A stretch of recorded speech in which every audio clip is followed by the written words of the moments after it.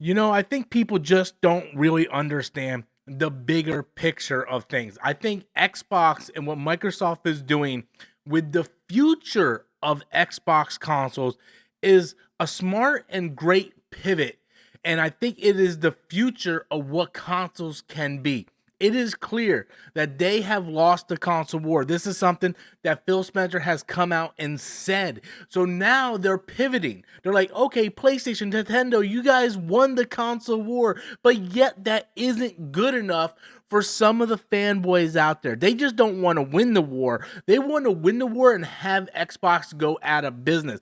I have seen so many comments in my latest videos about people that just don't understand what Microsoft is trying to do. They're trying to downplay stuff and say, hey, it's only a Steam app inside an Xbox app. What's the big deal? Well, the big deal is not the app itself, but what this means for the future of not only Xbox hardware, but video game consoles in general. Hey, everybody, welcome back to the channel. If you guys are finding me for the first time, please do me a favor, smash the like and subscribe button. We're on our way up to 6,400, so I hope to hit that number. Can only do so with all of your help, so please do me a favor and hit that subscribe button.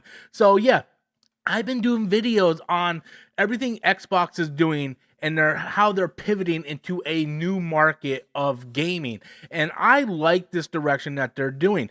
I think that Microsoft was smart enough to know that, hey, the console market isn't growing. I mentioned this in my last video. The console market isn't growing, right? Yeah, the Nintendo Switch sold 150 plus million units. That's a lot of units. That is, but it's not growing. That number only gets smaller. Sometimes it gets bigger. Like the last time we had a console sale that large was the PlayStation 2.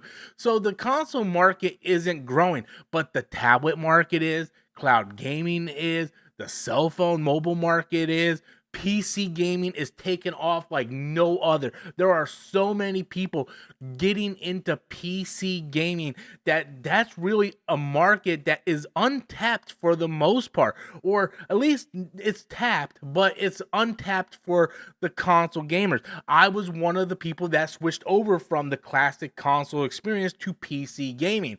I noticed like, hey, I can get my Xbox games and my PlayStation games and all these other games on one platform. Why should I continue to pay $700 for a box, right? Why should I pay $500, $600 for a box? You know, when the next PlayStation comes out, when the PS6 comes out, it's going to be over $700 because the PlayStation 5 Pro is over $700. And for all those who think I might be a fanboy because I'm wearing an Xbox hat, here is my PS5. I also own a Switch. I also own every other console. But I, as a consumer and a gamer, more importantly, just kind of realized that PC gaming seems to be the better option for me. I don't have to worry about my games being released at 30 frames per second. I have the freedom to play my games at whatever resolution, whatever frame rate. I can sit there and tinker with every little detail to make the game play and look the way I want to play it. And Microsoft has noticed that, hey, a lot of people are switching over to PC gaming. And you know who else noticed that? PlayStation noticed that. There's a reason why there's PlayStation games on PC now, because PlayStation also realized that, hey, our market is only going to make so much on the console. We're only going to make so much on the console. We need to expand. When you have shareholders involved, which a lot of these major companies now all have shareholders that they have to answer to, these shareholders want to see their margins go up. They do not want to see their margins flatline. So in order to appease the shareholders, what do they have to do? They have to expand the market. This is something that Xbox and Microsoft noticed years ago and started putting their games day and day on PC. Now, PlayStation still has not done that yet. They still have like a PlayStation 5 exclusive window, and then like 6 months to a year they put it on PC. But you see games like Stellar Blade come out on PC and it sold way faster on Steam than it did on the PlayStation 5. We see that this window is going to start to get smaller and smaller, where PC is the future. And where I say that a lot of people don't get the bigger point here. What's the bigger picture? The bigger picture is Microsoft noticed this. They're teaming up with ROG, they're teaming up with AMD, and they're building their new future hardware where it's going to be, yes, a console, but it's going to be a PC. Something that Microsoft has been trying to do from the very beginning. A PC for the living room. It's going to look like a console. It's going to act like a console, but in its essence, it's going to be a PC. They're stripping Windows 11 of all the clutter and giving us a more simplified Windows experience where we're going to be able to launch the game console. It's going to boot right into the Xbox app, and from there, we're able to access Steam, Epic, GOG, our game library, Game Pass, everything. It is the future of where gaming can be. They're knocking down the exclusivity walls. No more is like, oh, you have to buy a PlayStation to play God of War. Well, guess what? God of War is on Steam. And if you have Steam, then you can play this on the future Xbox consoles. A lot of people are trying to downplay the whole, oh, it's just a Steam app inside the Xbox app. It's not that. That's not the thing. You know what I mean? Like, that's not the whole point. You're missing the point. If that's all you think that is, then you're missing the entire point. It's not that Steam is now being launched through the Xbox app. It's about what it means for the future of the Xbox hardware. Because if you put a console underneath somebody's TV in the living room, and they launch that thing up, and it's an Xbox hardware, it's a new Xbox console, and you're able to launch Steam and Epic, it completely changes the game. And I think where a lot of fanboys are having problems is they don't want to see games like God of War or Ghost of Yotei or Last of Us being played on Xbox hardware. Even if that Xbox hardware is a miniature PC or a more stripped down, dumbed down PC with a console like experience, they do not want to see that. Anything with the Xbox brand on it, they want to try to deny it. Like, they want to downplay.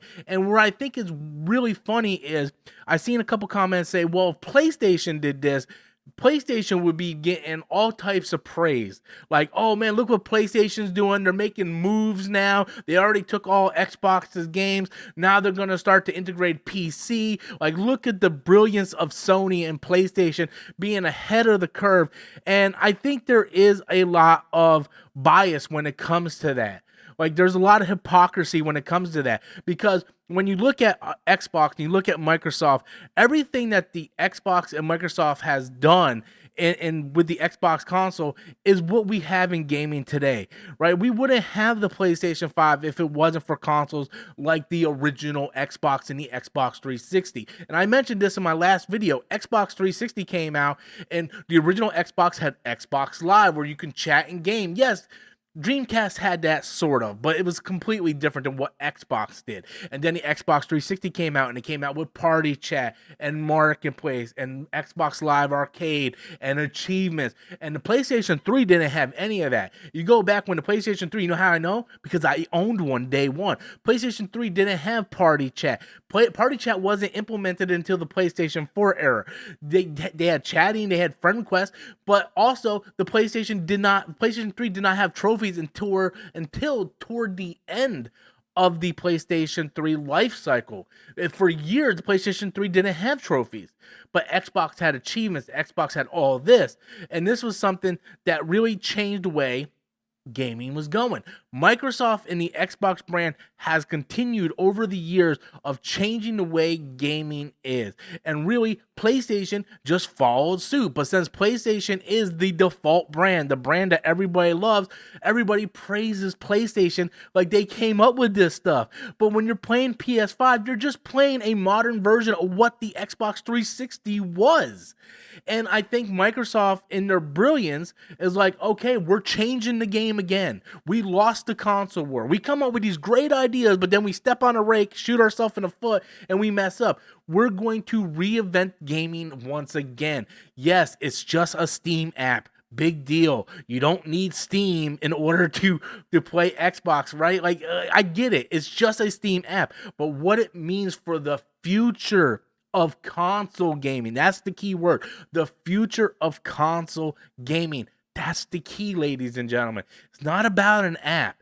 It's about breaking down barriers and bringing people who do not want to get into PC gaming and making those console players PC gamers by default by making a PC for those type of people. For people like my friend who refused to get a gaming PC because he feels like, oh, it's a keyboard and mouse at a desk. No, it can be more than that. You can put it under your TV in the living room and give you a console-like experience. And that is what Sarah Bond, Phil Spencer, and the Microsoft Xbox team is trying to do. And I think that everybody who's downplaying this, everybody who's absolutely just downplaying this, going, oh, like this doesn't make sense, it's just a Steam app, everybody calm down. It's not just a Steam app. If you think that it's just the Steam app, then you are missing the bigger picture. And I really feel bad for everybody who just can't see what the future is going to be. But that's just my thoughts on it. I think this is a very interesting situation. We're seeing the landscape of gaming change in front of our eyes. And some people are having a hard time dealing with that. Some people are fanboying over another console. And you're always going to have those group of people. But I think people that are level-headed, that are open-minded, and who just love to game like me, whether it's on a PlayStation 5, an Xbox, Nintendo Switch, a phone. If you just love the game, you like to see where the industry is going, and you always want to see that industry evolve. And hopefully this results in better games, cheaper prices, and more ways to play. And that's the most important thing. So thank you guys all so much for sticking around and watching me, listening to me ramble. Hope you guys enjoyed the video. If you did, please, once again, do me a favor, smash that subscribe button. It's very important to help build this channel. Hit the like, hit the subscribe, and I will catch you guys all next time.